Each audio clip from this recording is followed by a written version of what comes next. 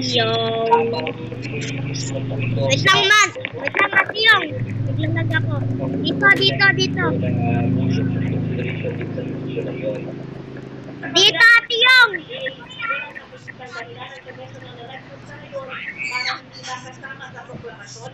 Dito. Dito, nag-iito. 3, 2, 1. What's up, mga man?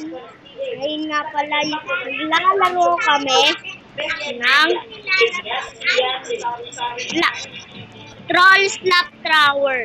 Yan. Tara na. May slapan, may OB pa. Pero ayaw namin mag-cheat. Bawal.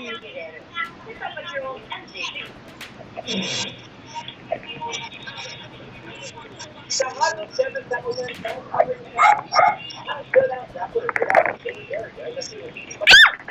Tulog ako. Hindi tayo papasok.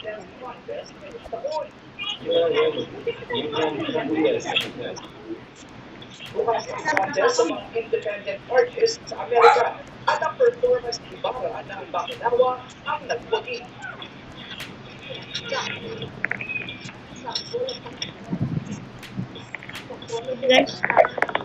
Producer at co-founder si Ibarra ng record label na Bolo Di ko alam, ba't saan mo tinatanong? Filipino-American artist kaya niya. Nag-rap ng Tagalog, Baray at English si Ibarra. Natapos na siya sa both Philippines. Pati nasa Grammy Awards website. Samantala, puri ng American singer-songwriter na si David ang superstar na sinigara. Uy, naglalag! Sa Coachella Stage performance. Ay,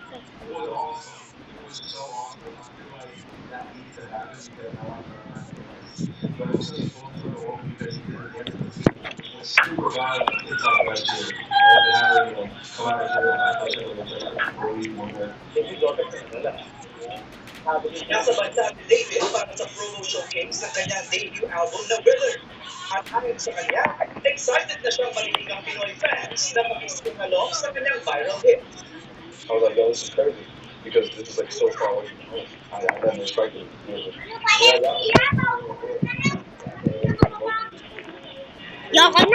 Yoko na, epan. Parang mini OB kasi. Ang liliit.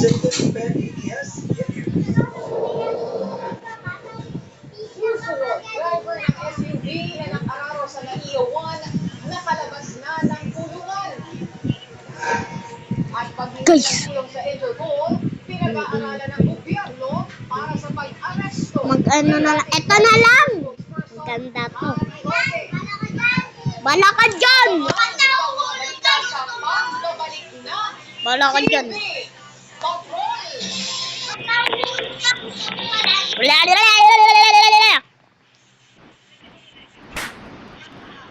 Guys, dito tayo. Huwag tayo doon. Ay!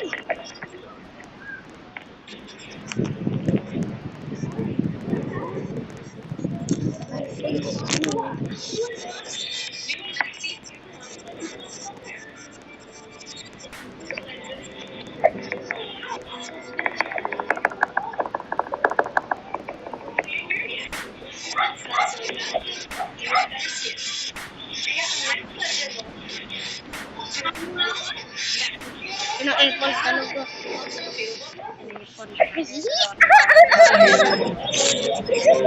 Hindi kaya dyan yung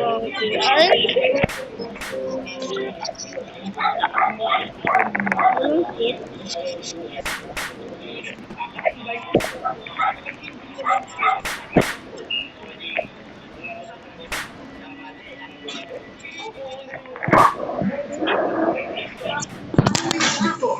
Sundays, 3 p.m.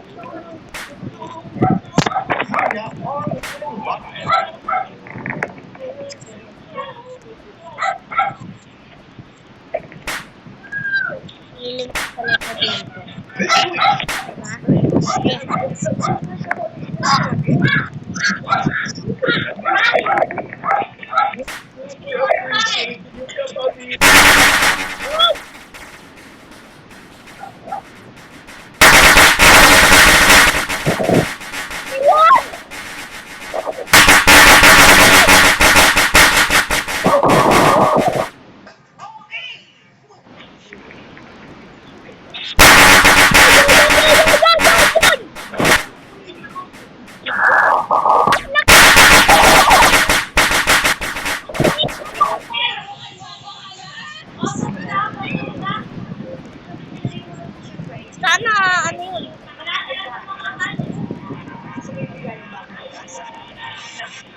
Higil sa dami ng mapapanood. Sana maban. Pamilya online live on ABS-CBN Entertainment YouTube channel.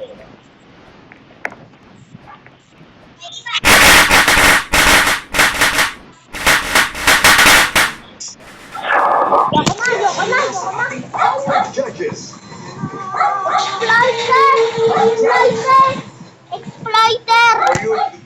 Exploiter yun, guys. Pangit pala. Ito na lang tayo.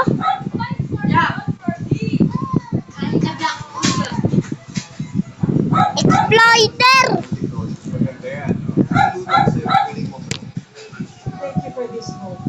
Siguro may gravity fruit yun, kaya nagwawala. At yung ibang laro na linaro ko.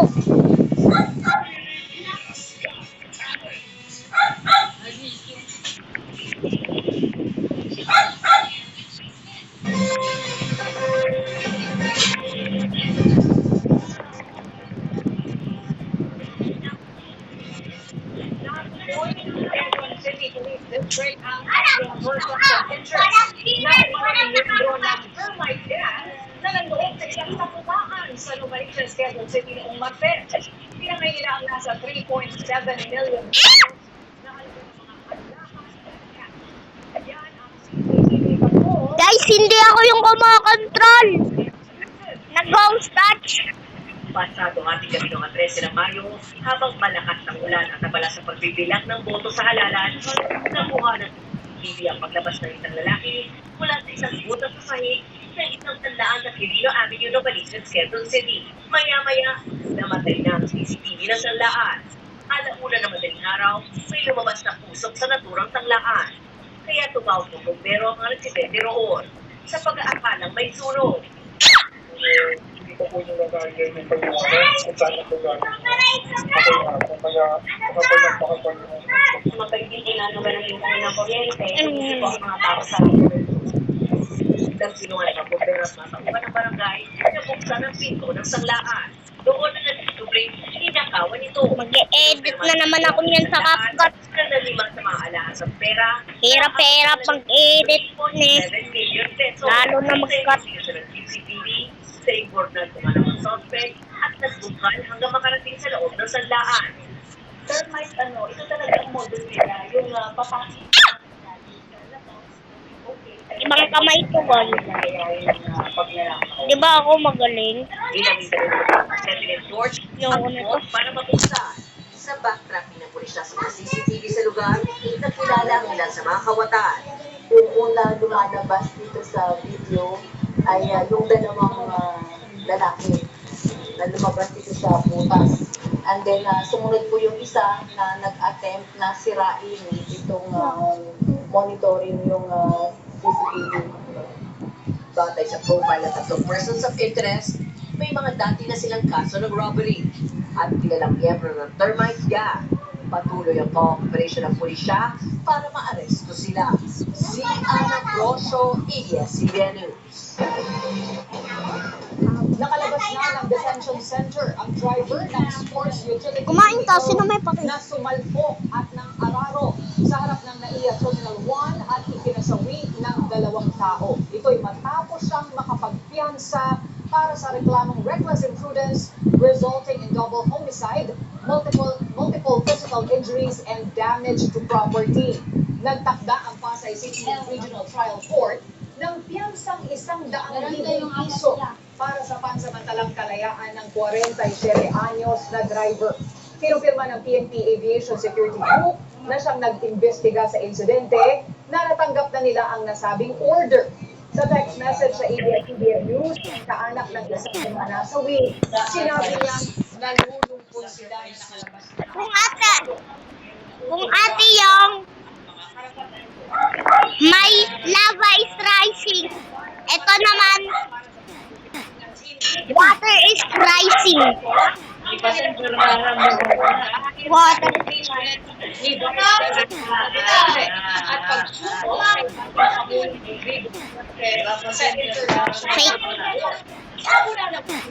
Uy! May tae! Tae? Sa mga Ay, bunong tae. nagpapatrol. Pag natamaan mo yun, one shot, one kill yun ah. So, bakit Pilipinas malaki ang talo nila sa mga kapwa? Pero ayon sa mga survey, ito ay ang dahilan kaya hindi na po na ang mayor ng Takyo sa Senado ngayon sa halalan ng 2025. Hindi rin sila masyado na now. Talagang it was speaking areas. So, hindi lang sa Mindanao. Nagkaroon ng resistance. No? And we saw that, no? Fighting for sa impeachment ng Congo, hindi pa ito, ang taas lang yung pamilya sa service doon. Hindi na namin na value. So, tatanong ko,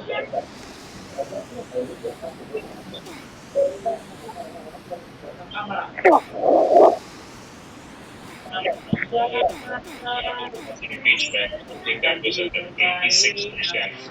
So, ito talaga yung there was a request from the Vice President from both President Duterte to vote down the Alliance of Votes for the Senatorial candidate. One shot, one kill, tae na pader. Dapat ng pondo. Ito ang bahagi ng 2025 budget. Bakit hindi nagkakaroon? there's no truth to that allegation, there's no truth to that matter. No one was coerced, no one was, how do you say it, asked, signed, everybody signed the impeachment based on their own volition. Una ng dumistansya ang Malacanang Balitang may kailangan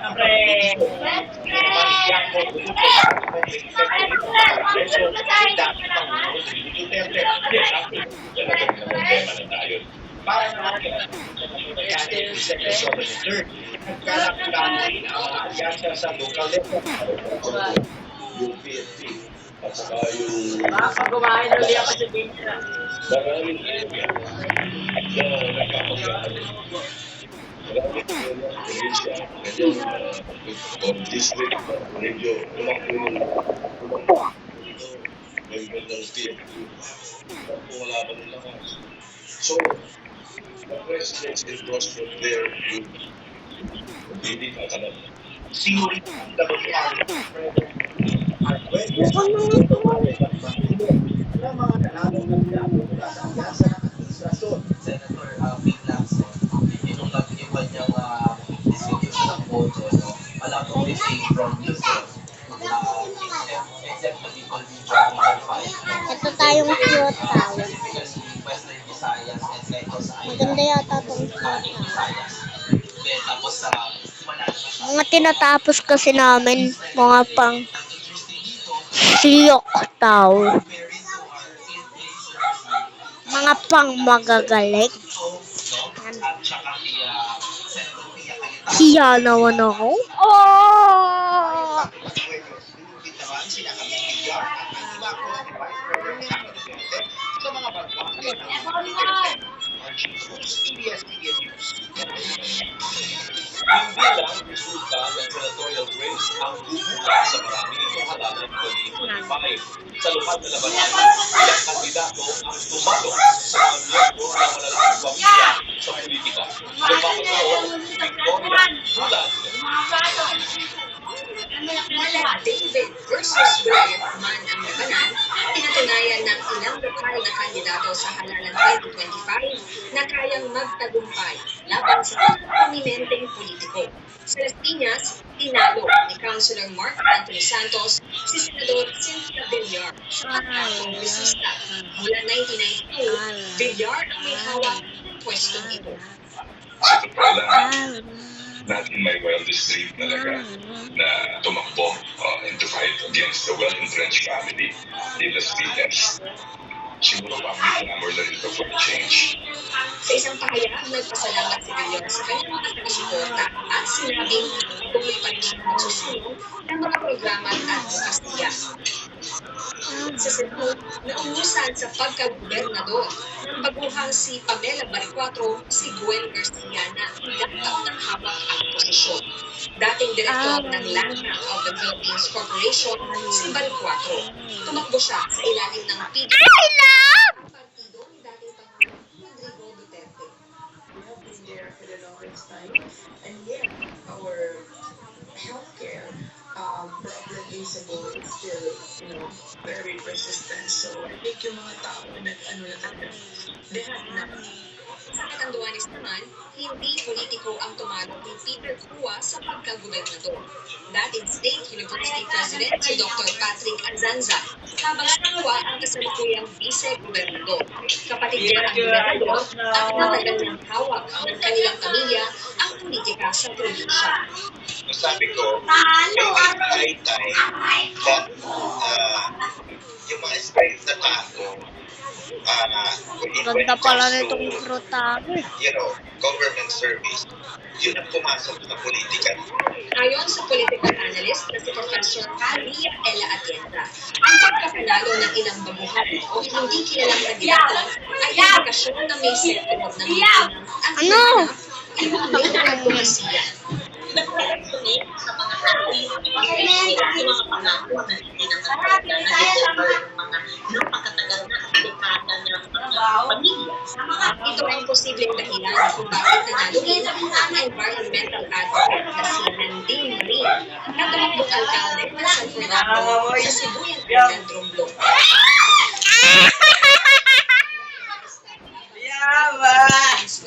Kaya niya, patay na tayo. Anong kulang? Ay, buhay pa pala! Buhay pa! Nagkasulukuyan ay Buhay pa yan! Buhay pa! Ayaw ko man nila ang mga tao sa nila. Pagkakasunan ay hindi talaga barangan talaga na hindi matuloy ang mga sibuyan. Dito lang, lalo na dito sa San Fernando.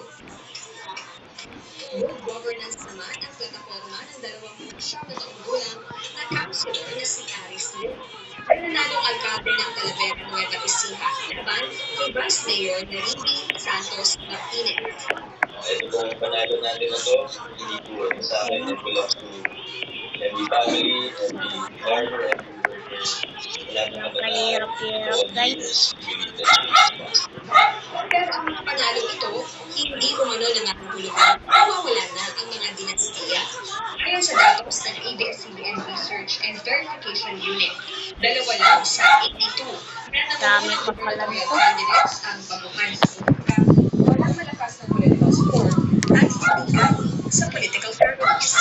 Ang posibleng solusyon, magsimula sa ibaba. Kita natin naging successful halimbawa sa estate law at saka sa bar, may anti-dynasty provisions na doon. So, ang isang nasibot strategy pwedeng barangay, unti-unti sa local government. Ipinakita ng nagdaang halalan na may pagbabago ang pagtingin sa political dynasty. Ang tanong ay kung magpapatuloy. Victoria Tagay, ABS-CBN News. Posibleng humingi ng tulong ang gobyerno ng Pilipinas sa para sa pag-aresto kay dating presidential spokesperson Harry Roque matapos po paglabas ang korte ng arrest warrant laban sa kanya at sa ng tracker teams ng PNP Criminal Investigation and Detection Group para hulihin ang mga akusado. Nagpapatrol, Joe Marahan. Bye-bye, mga man. Huwebes ng gabi nang malaman na naglabas ang isang kote sa Angeles. Guys, bye-bye na. Yo.